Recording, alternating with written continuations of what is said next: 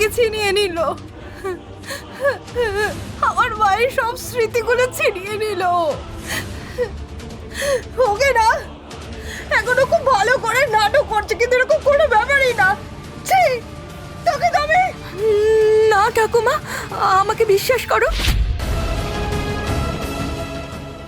এইসব আমি কিচ্ছু করিনি। আমি জানিও না এরকমটা কেন হলো।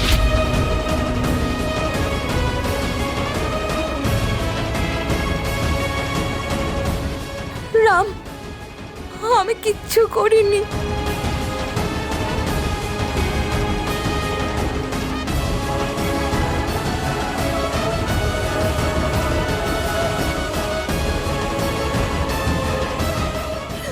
চিকি,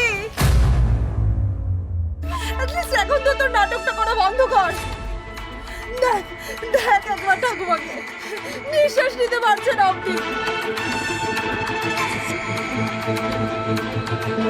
কেঁদেই যাচ্ছে। আর এই সব কিছু তোর জন্য হয়েছে চিকি, তোর জন্য। তোর আসল রূপটা না সবার সামনে চলে এসেছে।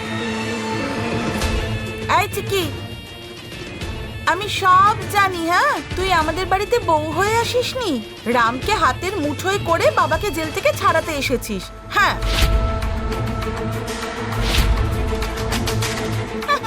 তোর না আমাদেরকে ভালোবাসার কোনো দরকার নেই। তোর শুধু নাম নাম দরকার, প্রশংসা দরকার।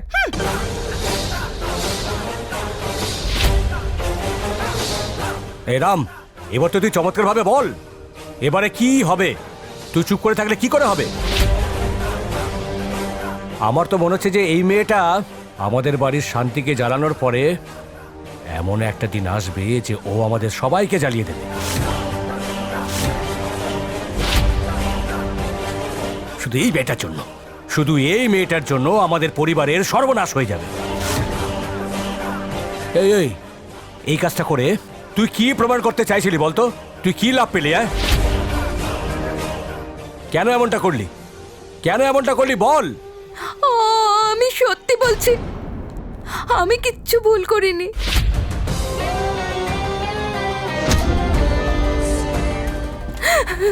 মা, মা তুমি বিশ্বাস করো, এইসব কিভাবে হলো আমি কিচ্ছু জানি না। দাদু, দাদু তুমি তো আমাকে প্লিজ একটু বিশ্বাস করো, এতে আমার কিচ্ছু দোষ নেই, আমি কিচ্ছু করিনি। তাহলে বল কে দোষী? হ্যাঁ, আজকের এই ভুলটা তুই কার উপরে চাপাবি? হ্যাঁ বল, আমার উপরে? হ্যাঁ, চুপ কর রুহি, আমি বললাম তো আমি এরকম কিচ্ছু করিনি। আমি এরকম কিচ্ছু করতেই পারি না, কারণ কি আমি ঠাকুমার কষ্টটা